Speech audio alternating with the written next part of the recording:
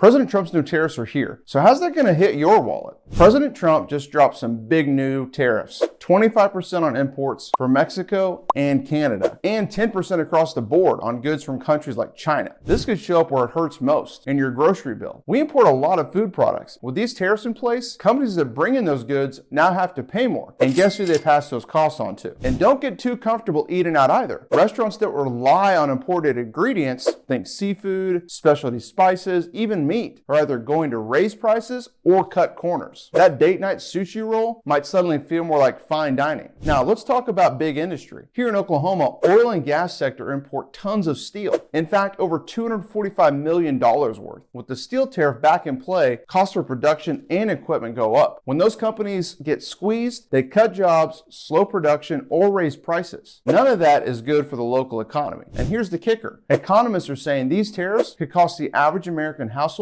between $2,400 at the low end and up to $4,200 a year, with low-income families getting hit the hardest. So as a lawyer, I'm not here to tell you how to feel about trade policy, but I will say when government decisions start creeping into your kitchen, your job, and your day-to-day life, you've got every right to be paying attention. These kinds of economic policies don't just live in Washington. They land right in your checkout total and in your home. And if these tariffs end up putting you in a bind, or you're a small business owner trying to navigate what this means for your supply chain, you know where to find me.